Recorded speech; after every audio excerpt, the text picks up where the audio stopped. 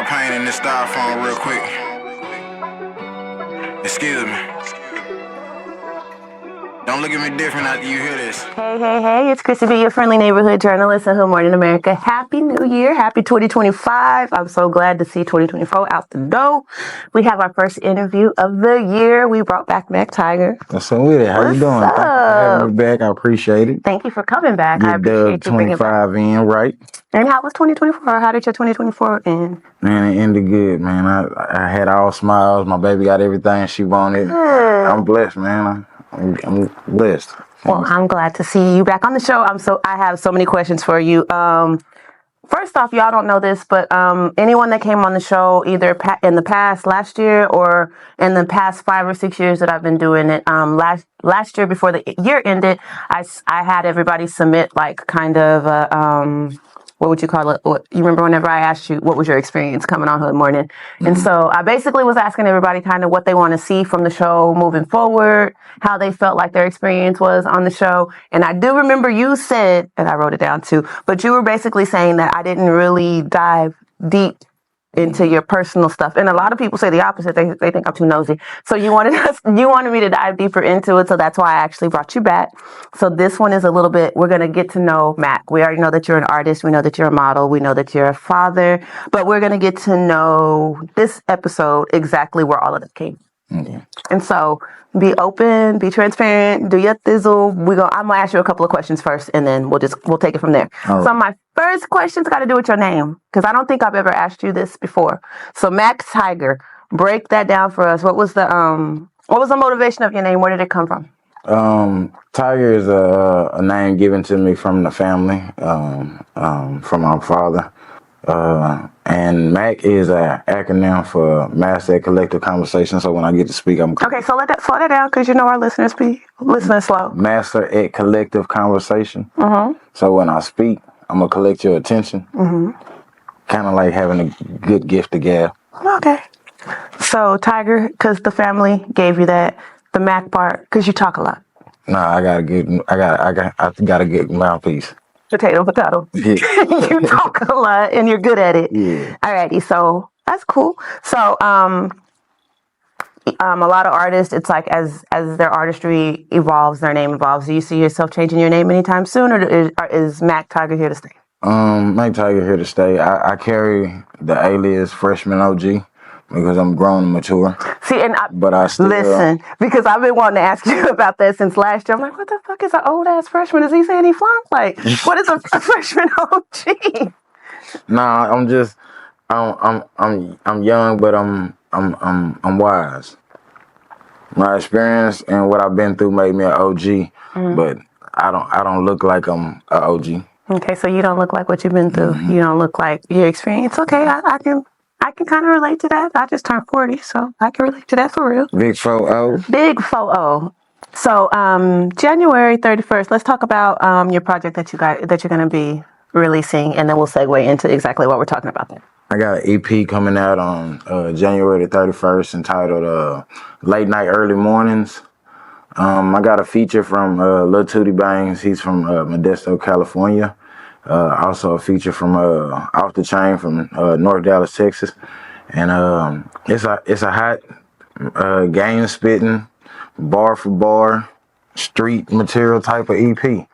The first single off that EP that I'm pushing is Vent. Mm-hmm. It just basically gonna tie into what tonight is and basically give people a backstory before I just take it off in the EP.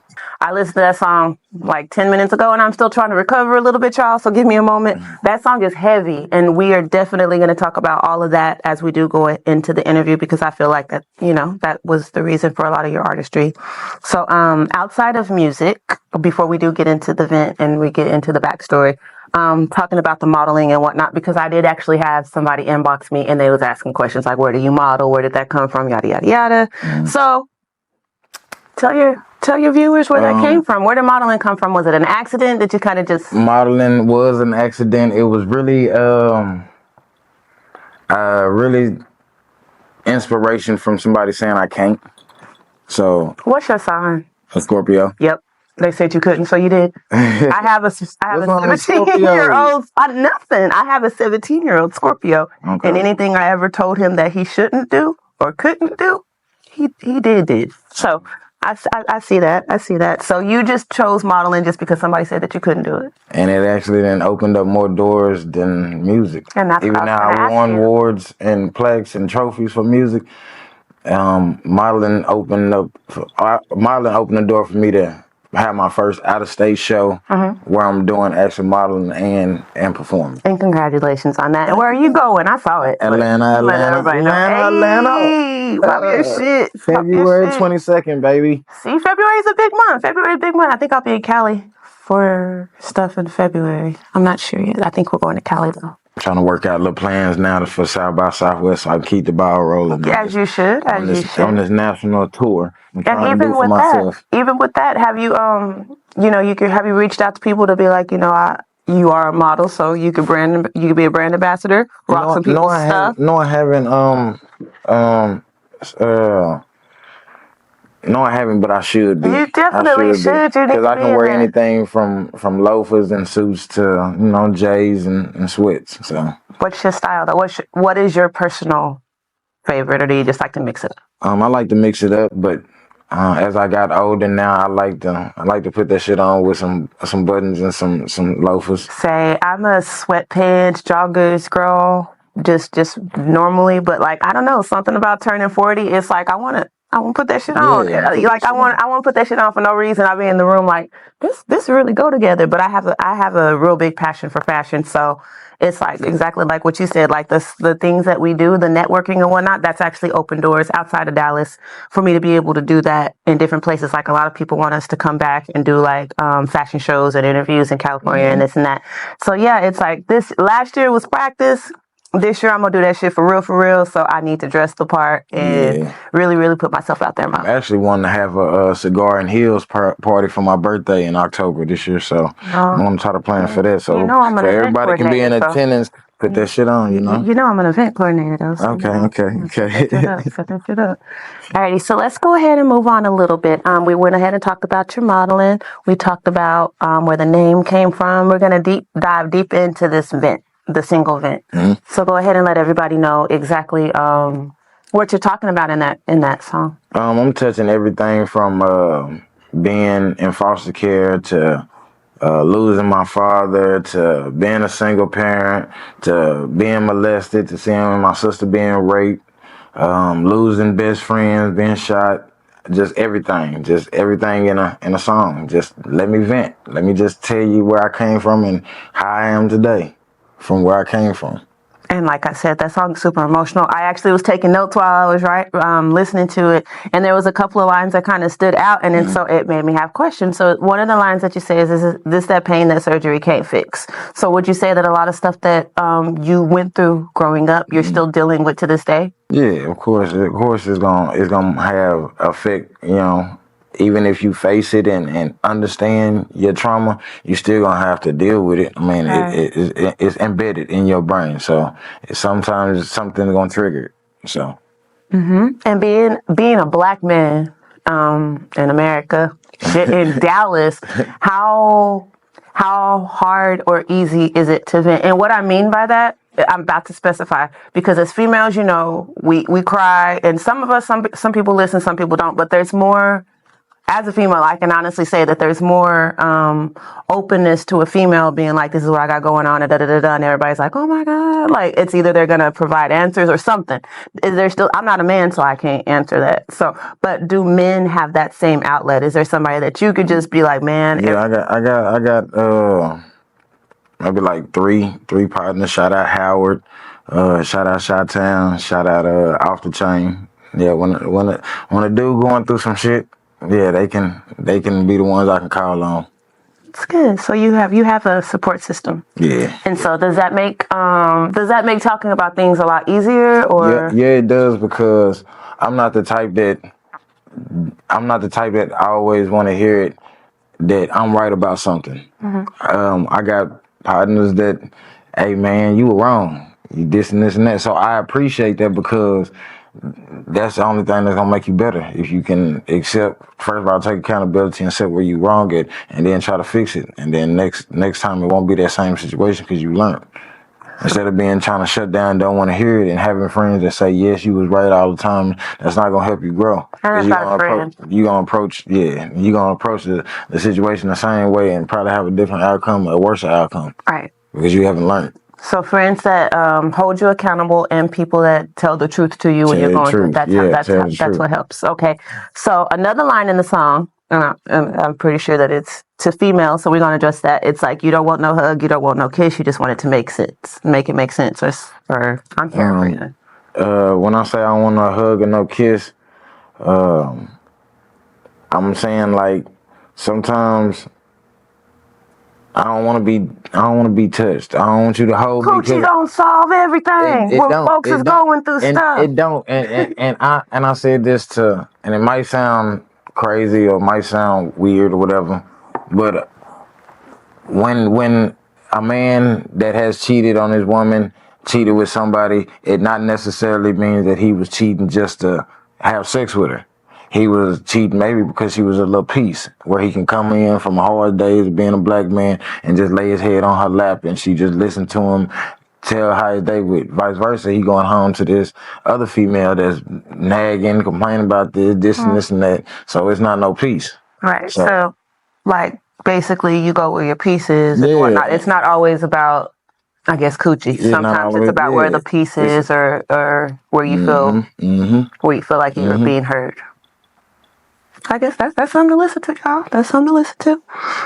Let me go ahead and dive a little bit deeper because this song, if you listen to the song, it'll tell you the stuff about you that you didn't know. There's a lot of stuff in the song that, I mean, I've heard you talk about it like in passing or like, on an interview or this or that. But just hearing everything that happened, like I'm just going to name the things that I heard in the song. You're talking about how your mom had an addiction and whatnot, and that's how you ultimately ended up in foster care, and your dad passed away. One of your baby mamas took her life. That is a lot. And then your sister, of course, she was sexually assaulted, and then you were molested. Damn. So I feel like one of those things is something hard to cope with, but like, how are you such a well-rounded individual now when all of those things happen?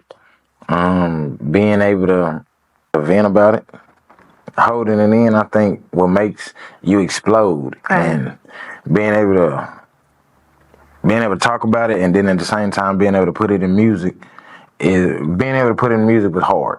Let me say that.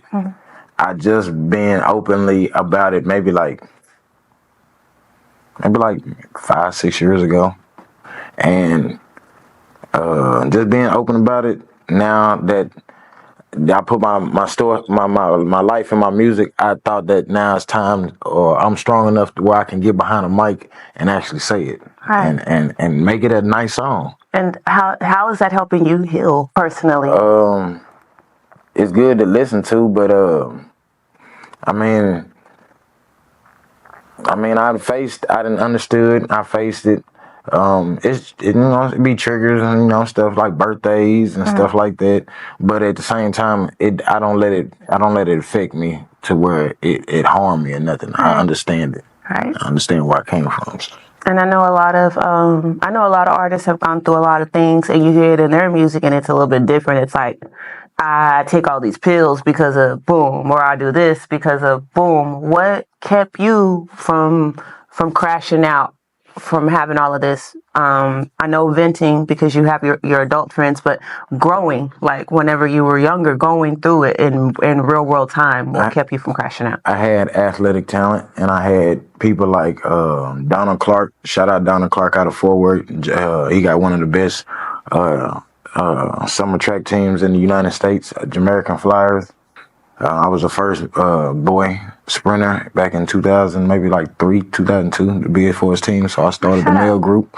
So now it's just, they taking off. And shout out North Crowley, because some of our athletes went to North Crowley. They actually won state championship. But Donald Clark and Lindorf Blakely, when I moved to Dallas after being shot and trying to just stay alive and keep my head focused, I was 16, 17 years old. I moved to Dallas. And I was going to Richardson High School in Lindorf, Blakely. He knew I was sleeping in my car, and he seen that I was just trying to graduate and trying to finish. He seen that I had speed, and he told me and gave me game like, man, go to college, man. You can use your legs to get further than what you is. And my dad happened to pass with my senior year in high school, so I got kind of like, depressed and didn't want to finish. And he was like, you came this far, y'all want to do it for him.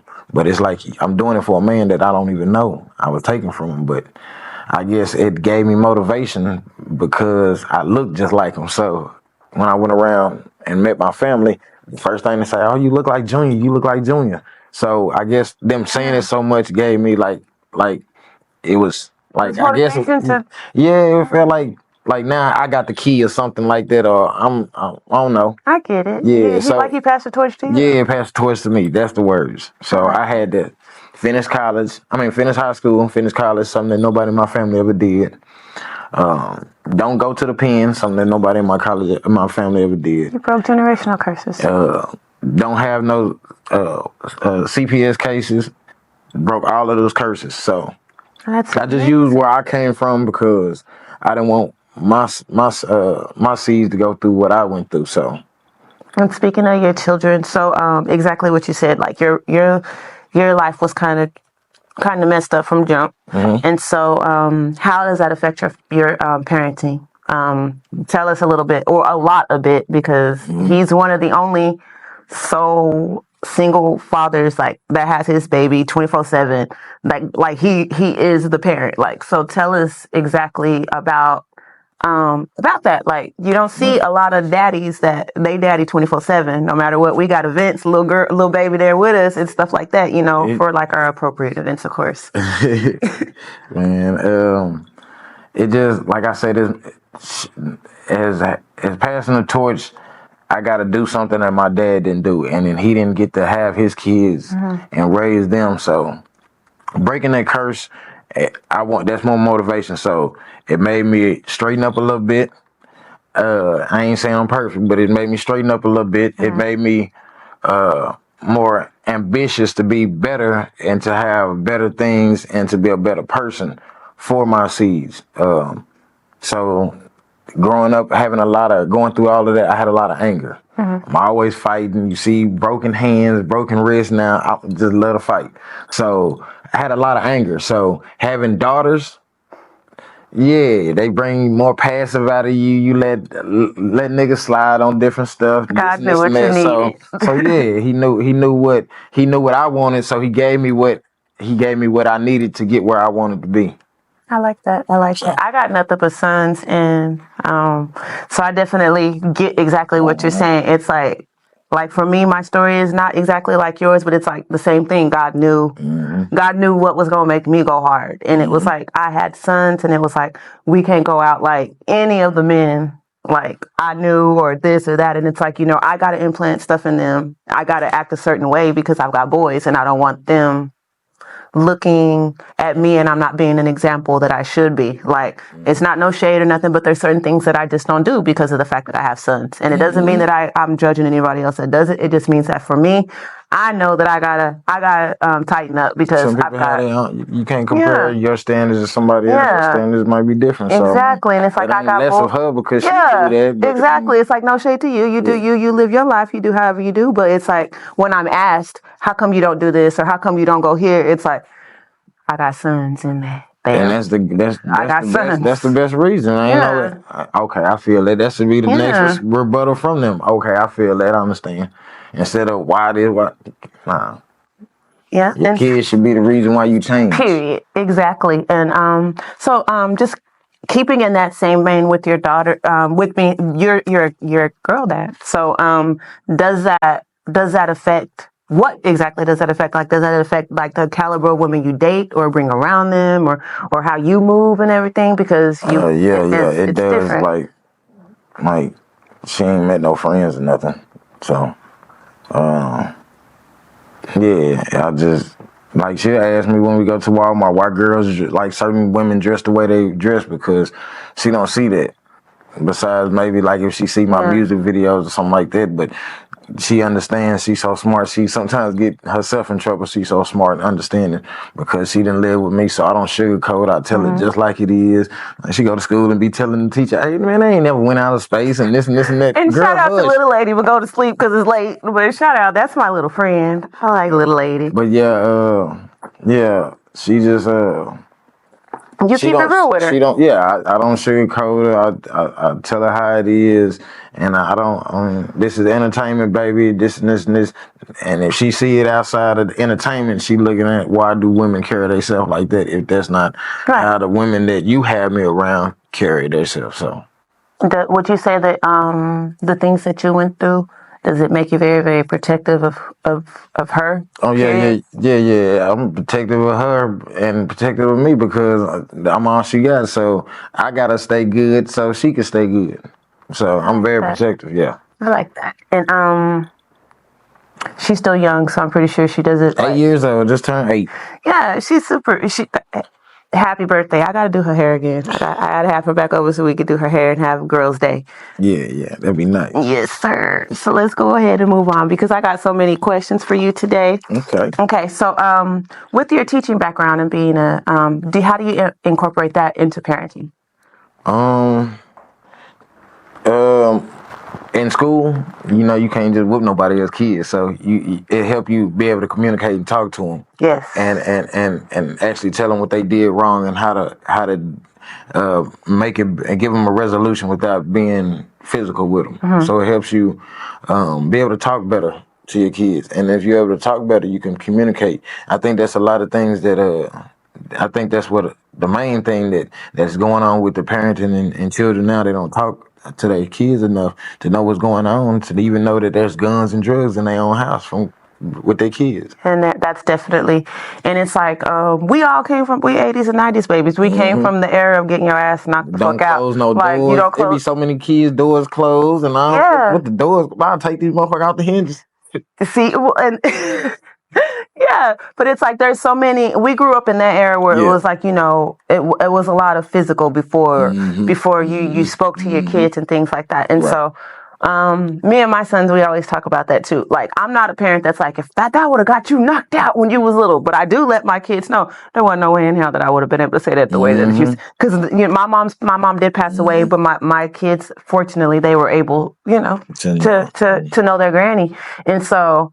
I have to let them know, like, because I'm not gonna say I'm a gentle parent because I got no limit soldiers, so I can't gentle parent 100%, but I don't gotta knock nobody out or nothing like that. But my mama was old school, and so my boys, I always gotta let them know, like, y'all would have never tried her. Why are y'all trying me? And so sometimes I'll be thinking, is it because I didn't kick your ass enough? Did I not kick your ass enough? Because my boy, but yeah, my mom, she just parented different, and so it's crazy, like. The older that we're getting to see like different parenting styles as we keep on progressing and getting older and whatnot. Yeah, because I remember getting hit with bamboo sticks, broomsticks, extension cords. I barely give my baby more than 5 pops with a belt. Mine are all. My son's just getting up there in age, and it's like. I got 2 sets, like some are already adults, but then I got like my 14, 15, 16s that are about to be. And so my adults, they knew the pow life. And my other ones, it's like, they always look at them like, y'all don't even understand. Y'all want to break down and be upset because y'all got to know. Yeah. And it's like, yeah. And so definitely did the different parenting styles as going through life. So I get that as well. So, with your daughter. So whenever you are talking about things and stuff like that, what are your coping mechanisms whenever she's upset? Like, what do y'all do? I always ask her. I ask her on a daily. I always communicate with her and ask her on a daily, is anything bothering you? If anything is bothering her, she'll let me know. She don't have no problem letting me know. And when she let me know, I address it. And make her feel better about the situation because I'm never she gonna tell me an issue and I can't be there to help it and solve it. Right. Because I'm all she got, so she can always feel if I continue being the answer to all her, prayers, then she'll come to you. Yeah, she you don't want your kid to not want to come to you. That's very, very true. And I haven't spoke to my mom in what's this, 2015? 2025? Maybe 8 years. My daughter was a baby. Wow. And my mama had just got out the pen and I had let her see my baby. My baby, I think it was about 6 months. My baby was 6 months old. And I let her see it and just because I got a baby out here, you got another grandbaby out here. But nah, I ain't seen it since. We ain't had no communication, none of that. Are you okay with that? Or? I am. I think me trying to have a relationship after being grown didn't work because it ain't working. I've been trying since 18 all the way up to 30 years. So it's 12 years of me trying. I'm buying gifts for Mother's Day because I didn't get to do it when I was a kid. I'm getting stuff for your birthday, never appreciate it. Yeah. You throw my stuff in the trash, keep your other kids. So I felt like the black sheep because I did everything nobody else did, including graduating, did everything. So they kind of look at me different because I want to do better and have a better life. And you just got to keep I can go pushing. kick it in the projects. I don't want to live in the projects. I want to have big dreams. I definitely feel that. My father lives in Fort Worth, actually. I don't really know too much about him. We text and whatnot, but I've been here 8 years and we ain't had no dinner together. We ain't had it's just texting and calls and stuff. So I get that. And, sometimes you just gotta let stuff be how it is and just kind of be okay with it. I ain't got no text and no call on. I don't know how her voice sound like. Yeah. And that's crazy because people like, man, the life you had, you would hate women and this and this and that. No, I don't hate women. I love women, especially black women. I love a lot of black women. Look like a hole in my sheets. Hallelujah. But yeah, I love black women. No, I love women, period. Because what I went through and how my mother treated me and different women treated me, ain't gonna make me hate no women. I mean, why? It's the precious thing God put on the earth. Why am I gonna hate something that the man upstairs put down here for me? My granny used to tell me whenever I would be like, I don't like such and such, or I don't like these people. She would be like, so you're gonna make one person have you hating people? That's crazy. Mm-hmm. And that kind of stuck with me throughout life. Like, that's true. Like, I can't have one person having me hate all the niggas. Yeah. Like, that's not how that's supposed to work. You gonna miss your blessing. You is gonna miss your blessing by being that way. Yeah, that's very much so true. Mm-hmm. So, we got a couple of more questions for you. One of my last or one of my final questions is gonna be: how did you bring in the new year? Did you bring it in single, taking, or thugging? Single. I was out in the streets. Just outside. My baby was good, so I was just turning corners. I ain't running to nothing, but But you was outside. I was looking. Outside in them streets. Okay, so what do you hope to leave behind with your legacy, with everything that you did? A great man. I wanted to be like he was a great man. I mean, he was the definition of overcoming obstacles and hurdles and never let nothing stop him.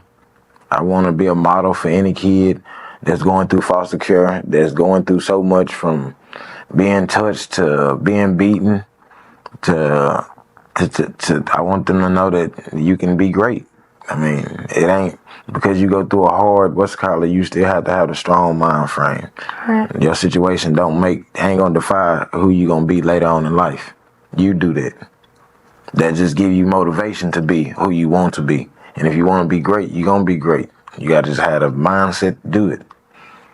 You remind me of the exact reason that I became a teacher. Like, it's a quote that I don't even know where I got it from, but I've been saying it since I was little, and it's literally, be the person that you wish you had when you were little. Mm-hmm. And so that's literally, like, I see you, like, being that for other people because you didn't have it for you. And so that's always good to give back to everybody. That's how it was being a teacher. You was basically a dad to those kids during the daytime. They come to you about their problems they have at home and that they probably can't even talk to their own parents about. Shoot, some of us educators was on that clock until 6 o'clock, Man. Because those kids, parents got to be at work until parents get off. And so you're all they have. After school, man, I used to, say I got off every day at like 6:30. I had them kids from like 8 o'clock in the morning to about 6:30. Then you got to get in traffic and take care of your own kids. Exactly, and that is so tiring, but it was very much so rewarding. I miss it. Especially around the holidays. Yeah. You just know this way. I would have been off a break right about now. I would have been at work for 2 or 3 Right, weeks. I would have been home. I would have been off right about now. Would have been kings. We would have been kings. And this is my last segment is called Interview the Host. So you get to ask me one question. I should have told you to think about your question. I told everybody else to think about that question weeks ago. One question I want to ask you.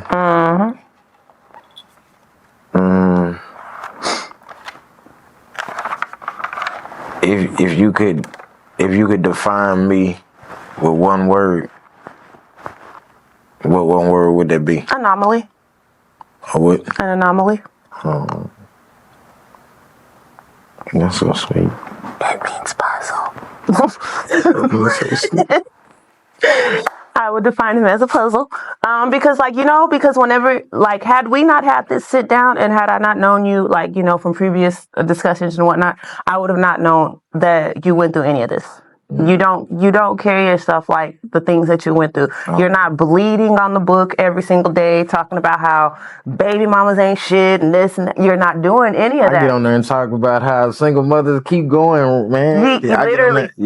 I will say what stood out to you when I first met you like last year was the fact that everywhere that I saw you, whenever you introduced yourself, directly after you introduced yourself and you would tell people about what it is that you was doing, you'd be like, shout out to single mamas that's holding it down. And like literally everywhere. You about to perform. They make this shit look like it's easy. You're about to perform. You at a club. Everybody is lit. Shout out to single mamas. And everybody's like, but it's like, I respect that because a lot of folks get on the mic and they like, everybody looking good. Your asses is out. Da, da, da, da. It's not, we don't hear a lot of people giving shout outs to single mamas holding it down. And so that stood out for me and so then that made me, and then you were like, you teach. Single mothers are the ones who make the great men.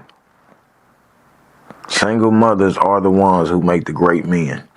All the great men came from single mothers. It's a lot of people that get on social media that will praise their single mother and tear down all the single mothers that they created. It's crazy. I don't understand that dynamic, but I do appreciate you for not being like that.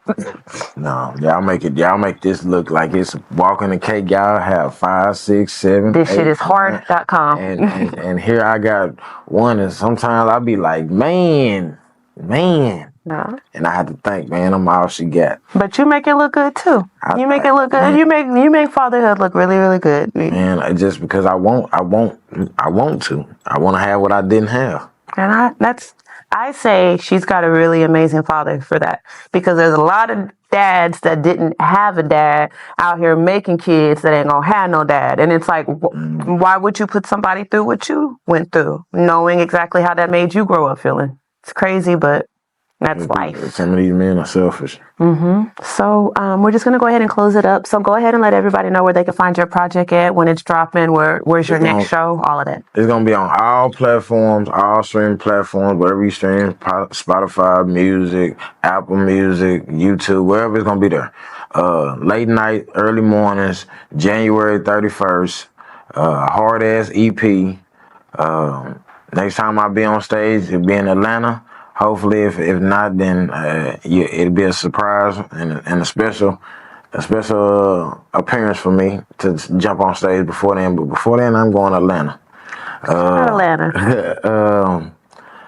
I don't have nothing coming up, so if you would like to book me, I'm looking to be an ambassador, a brand ambassador for anybody's clothing line. I'm open.